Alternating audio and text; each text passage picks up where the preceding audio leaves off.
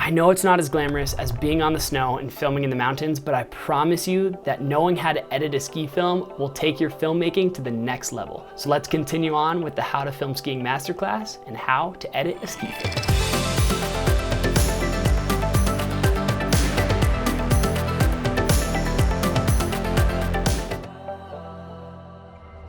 I will say before we begin that there is a lot of different ways to make a living as a ski filmmaker, and there's a lot of ways to create content in the ski industry as a filmmaker. I primarily specialize in documentaries, capturing real stories of real people experiencing real emotions in the snow. And although I'll be focused on the documentary side of things in this video, some of the strategies and narratives that you can take from this type of editing can apply to all sorts of videos, whether it be YouTube videos, social content, or commercials for brands. So stick around, because I'm going to talk about something that's equally important in all types of content, and that's creating a compelling opening hook.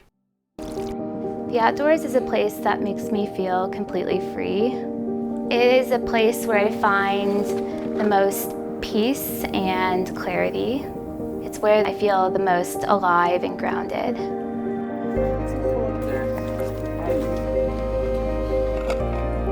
I've had to overcome a lot of challenges and trauma in my life.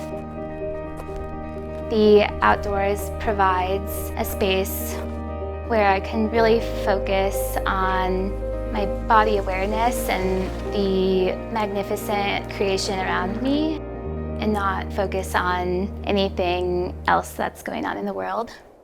So in this opening section of the film, I like to establish what it is that they're doing.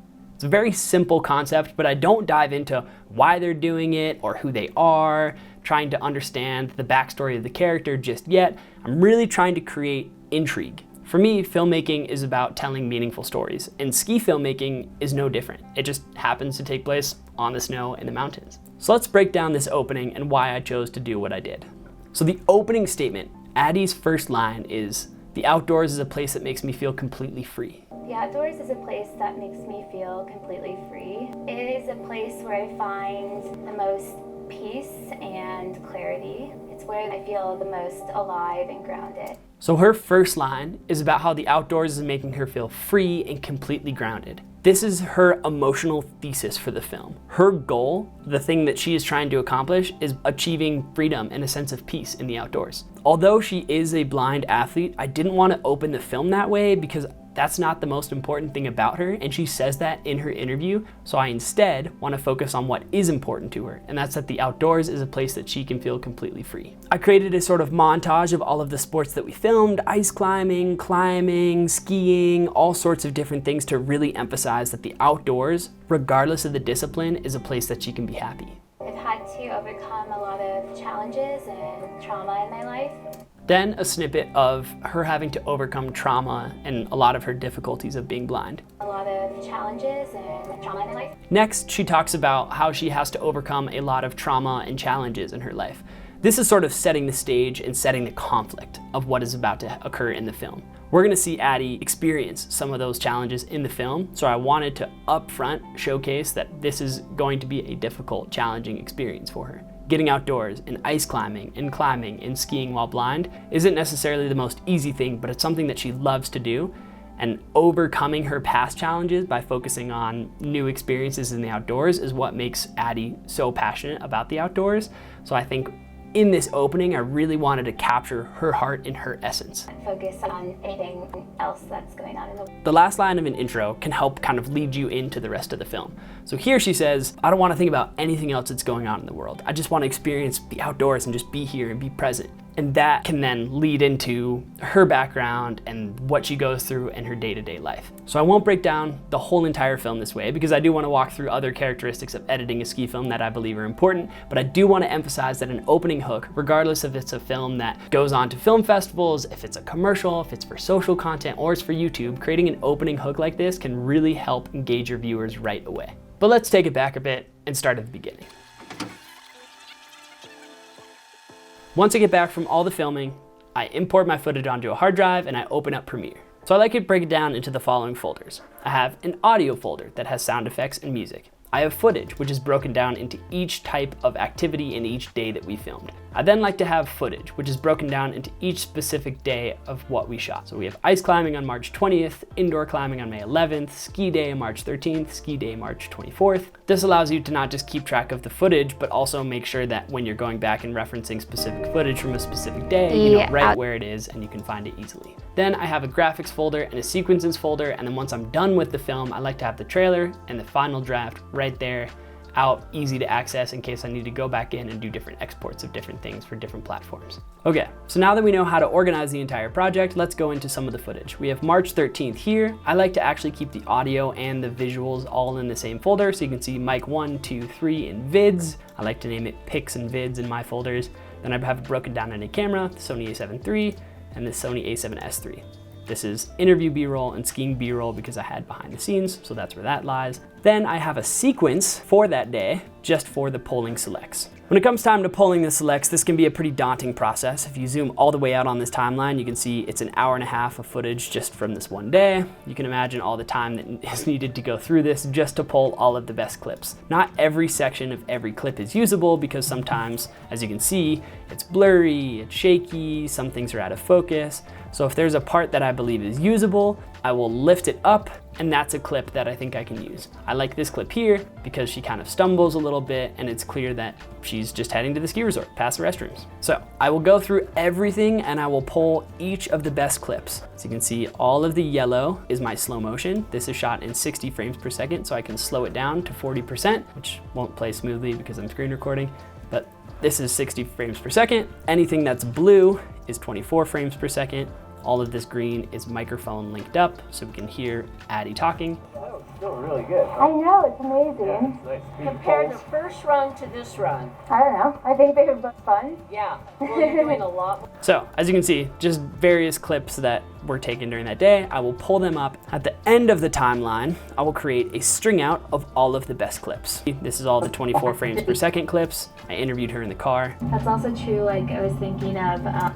And then I also went through and pulled all the same things for the 60 frames per second shots, us walking around town, going to the restaurant, etc. So as you can see, this is the all selects timeline. This is all of the best clips from every day that we shot. I have the interview footage, the 2 ski days that we shot, the ice climbing footage, the indoor climbing footage, and the outdoor climbing footage. I like to put everything in a timeline because this is the timeline that I will use to pull B-roll and pull scenes into the final edit. This also helps if you're sending this out to an editor or you're editing with a friend. This is the timeline that they can just worry about. They don't have to worry about watching all of every single clip.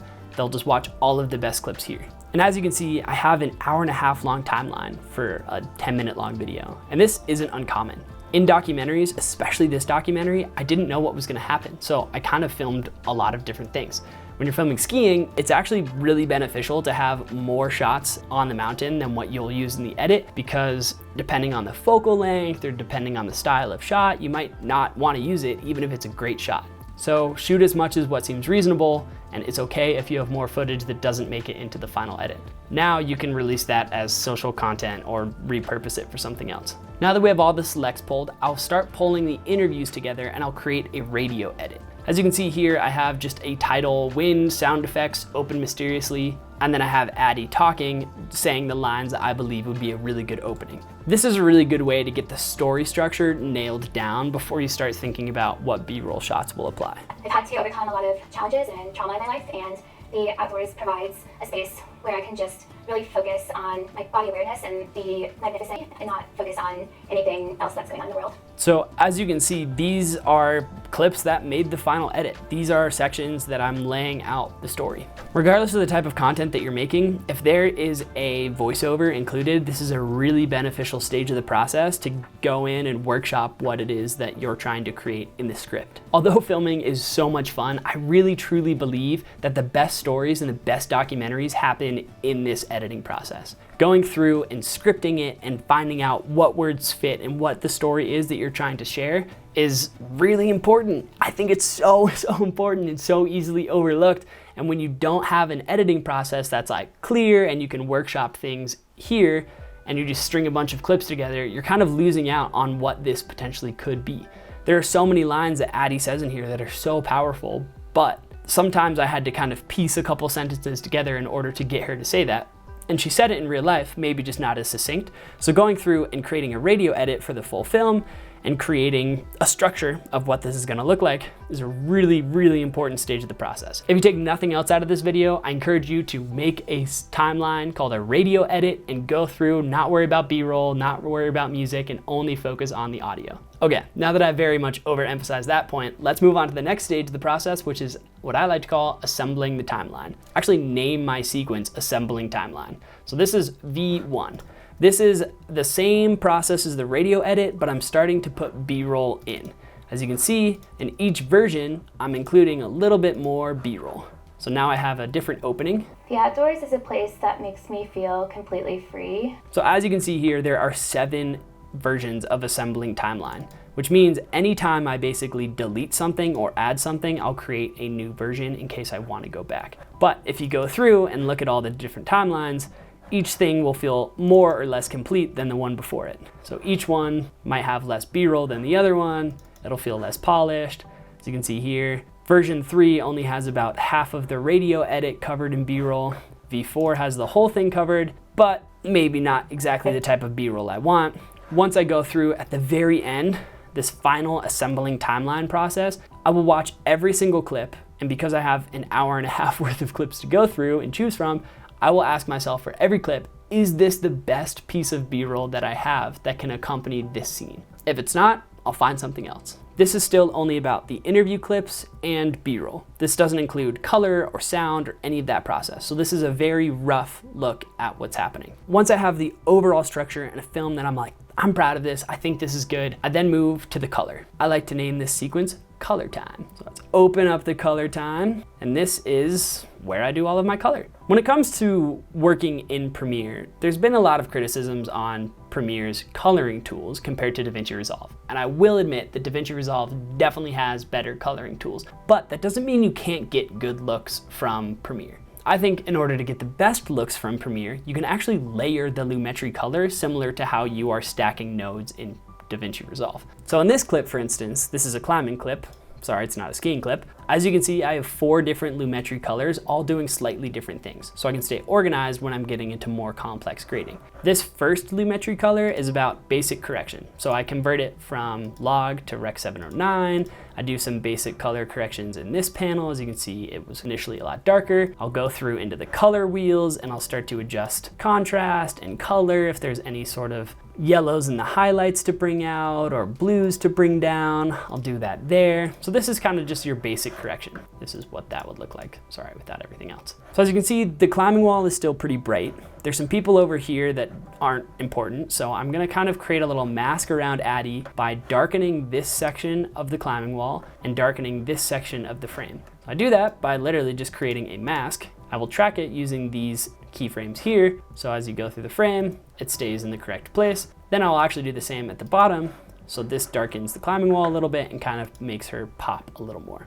When it comes to skiing, I'll do the same thing. I'll create a mask around her and I will feather that mask and I will brighten her and bring down the snow around her. Snow is really bright and often gets overexposed or can peak very easily, so when you're in the field, make sure that that doesn't happen, because when you're in post, you can bring it down. Once I'm done, I'll create a rough draft timeline, and this is a very complete project. I think of my rough draft as my final draft. The reason it's not called final draft is I will watch it through, I'll export it, and I'll watch it a couple times and make sure I have everything 100% how I want it. Once I do that, I'll then give it the thumbs up and I will create a final draft timeline. I typically don't make any adjustments in the final draft timeline. This is the final version, so when I need to go back and do various exports for different film festivals or various networks, I have it all here so I can export in different formats and do different things, but this is the final version of the film. And one last editing tip, more than organization, is ending your film on an emotional note. This is maybe something I'm a little bit biased towards because I have a very emotional style when I edit. I like emotional openings, more factual middles where you can kind of see the story unfold. And I love to kind of bring it back full circle and end with a little bit of an emotional tone. So let's check out what I mean by that. I found that exposure is the most powerful antidote to fear. That also applies in climbing. Sometimes you're attempting a route that's a little beyond your grade, that you might not think you have the skills or strength to do yet. But if you expose yourself to those challenges, My fingers are getting cold. and work through them, it really helps you to overcome your fear and reach new heights and crush bigger goals than you could have imagined. All right, well, there you go. Just like Addie, go out and crush bigger goals than you could ever imagine. Go out and put that footage that you filmed over the past few weeks into your computer, open your editing software of choice, practice getting a very strong opening, a hook to bring your viewers in, organize your sequences, go through this process of a radio edit, assembling the timeline, a colors section, a rough draft to the final draft, and bring that vision to life. Filmmakers finish films, and you can go out and you can film all you want, but it's not finished film until you bring it into the editing software, craft something you're proud of, and hit export. So I hope you learned something from this. Stay tuned, because in the next episode of the How to Film Skiing Masterclass, we're gonna go into the marketing and creating a business as a ski filmmaker. This film that you just saw has been accepted into a handful of film festivals already, so I'll take you through the process of presenting at one of those film festivals, creating a career as a ski filmmaker, so you can go out and do that just for yourself. I love you, I'm proud of you, have the best day ever.